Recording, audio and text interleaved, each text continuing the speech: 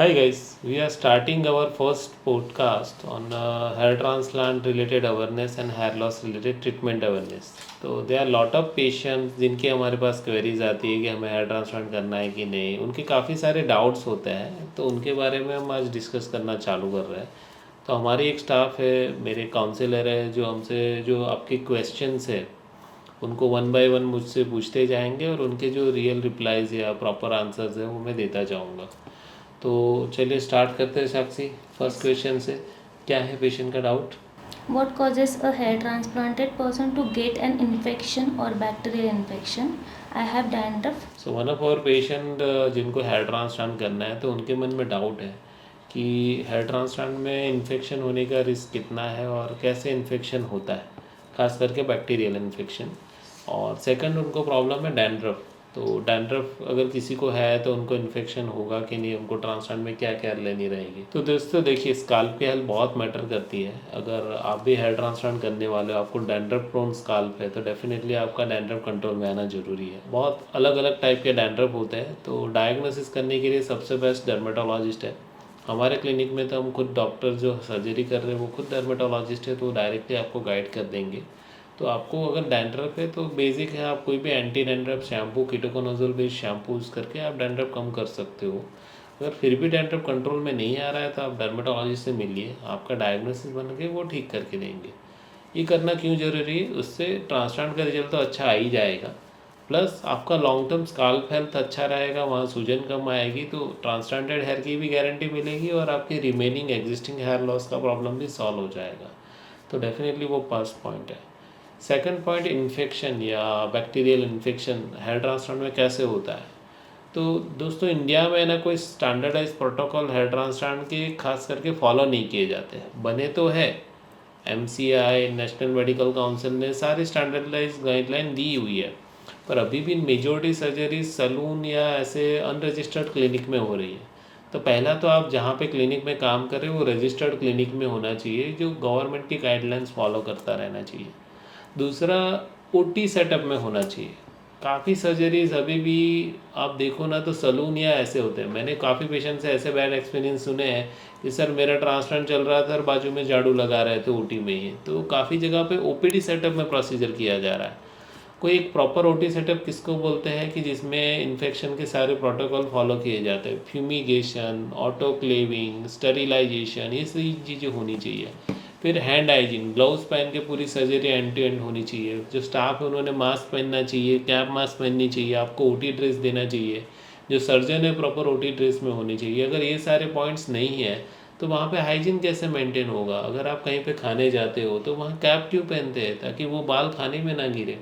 Similar way, वो खाने में अगर इन्फेक्शन नहीं चाहिए, आपको किसी की डर्ट या गंदगी नहीं चाहिए, सेम ओटी भी क्लीन रहना चाहिए, उसके प्रोटोकॉल्स फॉलो करने चाहिए, तो इन्फेक्शन होने का चांस सबसे कम है। क्योंकि ड्यूरिंग प्रोसीजर आपका स्किन और आपका ओपन होगा, वहाँ पे सर्जरी चल रही होगी, तो वो टाइम पे इन्फेक्शन ना जाए स्काल्प के अंदर, वो एक ध्यान देना रहता है।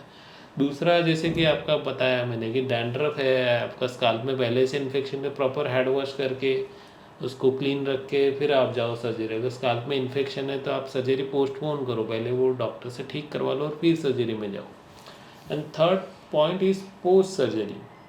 ओके, पोस्ट सर्जरी आपको डॉक्टर्स एंटीबायोटिक और सारे ट्रीटमेंट प्रोटोकॉल देते हैं, वो आपको फॉलो करना है 5-7 डेज़। क्योंकि आप घर पे हो तब आपके स्काल्प में कोई इन्फेक्शन ना हो। अगर आपका ऑयली स्काल्प है तो उसमें ज़्यादा आपको इन्फेक्शन ना हो, तो उसके लिए हम प्रॉपर क्रीम लगाने के लिए एंटीबायोटिक क्रीम देते हैं। डोनर एरिया में इन्फेक्शन ना हो, आगे के एरिया में इन्फेक्शन ना हो, उसके लिए आपको सलाइन स्प्रे तो दिया ही जाता है, वो भी थोड़ा बहुत एंटीसेप्टिक का ही काम करता है। साथ में आपको 7 डेज पे वॉश कर लेना है। कई बार बहुत डिले करो वॉश करने में तो भी जर्म्स बिल्डअप हो जाएंगे। प्रॉपर हेयर वॉश आपको 7-8 डे पे हो जाना चाहिए ताकि स्कैब जॉइंट्स में इन्फेक्शन ना हो। तो ये कुछ पॉइंट्स है।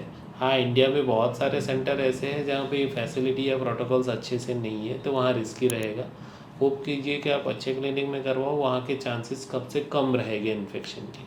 ओके, और साक्षी और कोई क्वेश्चन है अपने पेशेंट का? Yes, or a question is, sir. I had seen a few videos where a person lost his eyes and another guy lost his life after hair transplant. I understand it may be due to wrong practitioner, but how come it affected hair to eye? Anaesthesia ये safe है? तो इसमें mainly जो है उन्होंने question पूछा है कि एकदम serious complication of an hair transplant. तो serious complication of hair transplant कब आते हैं साक्षी, कि जब पेशेंट ने अगर गलत डॉक्टर या प्रॉपर क्वालिफाइड या प्रॉपर रजिस्टर्ड क्लिनिक ना चूज़ किया हो। ये जो 2-3 इंस्टेंसेस बने थे इंडिया में ही बने हैं कि एक मुंबई में एक बिजनेसमैन की डेथ हुई थी, और एक दूसरे एक मेजर सिटी हैदराबाद में भी एक पेशेंट की आई का एक कॉम्प्लिकेशन डेवलप हुआ था। उसमें भी अभी केस की सुनवाई और सारी चीज़ें आई थिंक क्लियर हो गई। हम लोग भी मेडिको लीगल बैकग्राउंड में सारी चीज़ें देखते रहते हैं कि अगर कोई पेशेंट को ऐसा रिएक्शन आया है तो हमें भी ध्यान देना है कि हमारे कोई पेशेंट के साथ ना हो। तो हमने चेक किया कि वहाँ पे एक तो क्वालिफाइड डॉक्टर की टीम नहीं है, मीन्स एटलीस्ट आपके डर्मेटोलॉजिस्ट या प्लास्टिक सर्जन डिग्री वाला डॉक्टर चाहिए कि उसको हेयर एंड स्किन की इन डेप्थ नॉलेज होती है, कि उनको पता है कि स्किन के कितने स्ट्रक्चर है, उसके कितना डिजीज़ है, ये स्किन की क्वालिटी क्या है, उसके बारे में पूरी नॉलेज रहेगी। अगर कोई आप अनट्रेंड डॉक्टर से करवाओगे तो गलत होगा। जैसे कि मैं बोलूँ कि मुझे आँख की सर्जरी दे दो, तो मुझे आई का नॉलेज है ही नहीं है, आई एम ए डर्माटोलॉजिस्ट, मुझे स्किन और हेयर रिलेटेड नॉलेज है, I will not able to do eye surgeries. Similar भी अगर कोई दूसरी फील्ड का डॉक्टर है और उससे अगर हेयर ट्रांसप्लांट करवा रहे हो तो देर विल बी रिस्क। उनको 100% नॉलेज नहीं है, उनके पास डिग्री नहीं है कि वो चीज़ वो परफॉर्म कर पाए। और इंडिया में ऐसा आज तक कोई ऐसा लीगल एक्शन ज़्यादा लिए नहीं गए। अभी धीरे धीरे गवर्नमेंट में भी आप देख रहे हो, पुणे में भी अभी न्यूज़पेपर में आ रहा है और काफ़ी सारे न्यूज़पेपर क्लिनिक में भी आ रहा है कि अभी ये ऐसे अनऑथोराइज क्लिनिक गवर्नमेंट सेट करने का प्लान कर रहे हैं, स्ट्रिक्ट एक्शन ले रहे हैं। तो वो ज़रूरी है। तो आप पहले रिसर्च कीजिए कि आपका क्लिनिक कैसा है, वहाँ डॉक्टर्स क्वालिफाइड है कि नहीं। दूसरा, आपके प्रॉपर फिटनेस होने चाहिए। अगर आपने जैसे कि वो आई वाले पेशेंट का ऐसा बोला जा रहा है कि उसको डायबिटीज़ था ऑलरेडी और वो पॉइंट्स और वो चीज़ें इग्नोर करके सर्जरी की गई। अब मुझे वो केस का डिटेल्स पूरा पढ़ना पड़ेगा आपको भी, तब आपको पूरी नॉलेज मिलेगी। पर आई का डायरेक्ट इन्फेक्शन होने का एक ही रिस्क हो सकता है कि सर्जरी में यहाँ पे कोई कॉम्प्लिकेशन आया, इन्फेक्शन हुआ और वो धीरे धीरे स्प्रेड करके बाकी के एरिया में गया हो। ऐसा तभी हो सकता है कि पेशेंट की हिस्ट्री ना ली गई है या प्री एंड पोस्ट के प्रॉपर एंटीबायोटिक और केयर ना फॉलो की गई है। तो इसमें क्लिनिक और पेशेंट दोनों जिम्मेदार हैं। उनको अच्छे से ध्यान देना चाहिए और पेशेंट को भी अच्छे से ध्यान देना चाहिए कि अगर आप वो क्लिनिक चूज़ कर रहे हो तो सस्ते के चक्कर में आप अनहाइजेनिक प्रॉपर इम्प्रॉपर क्लिनिक आप चूज़ कर रहे हो तो आपको कॉन्सिक्वेंसेस भी होंगे, कॉम्प्लिकेशंस भी होंगे।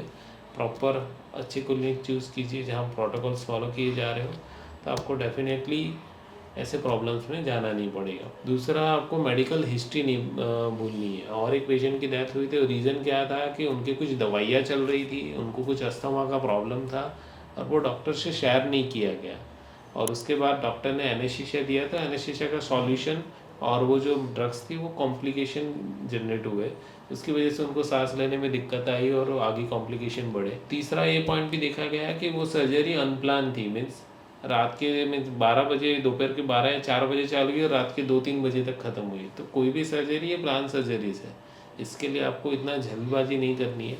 आराम से टाइम लीजिए, आपकी पूरी फिटनेस कीजिए। आपको एमडी मेडिसिन का फिटनेस करवाना ज़रूरी है। फिटनेस करने के बाद आपको अगर वो सर्टिफिकेट देते हैं देन आप गो फॉर अ सर्जरी, तो ऐसे कॉम्प्लिकेशंस अवॉइड कर सकते हैं। तो 99.999% ऐसे कॉम्प्लिकेशन जो होते हैं सीरियस वाले, हम डेफिनेटली अवॉइड कर सकते हैं 100%, अगर आप प्रॉपर वे में आपका फिटनेस करवा के फिर ही सर्जरी में जाओ। तो ये हमारा टिक पॉइंट रहेगा कि अगर आप कोई भी मेडिकल रिलेटेड सर्जरी करवा रहे हो तो पहले फिटनेस करवाइए, फिर ही आप सर्जरी में जाइए।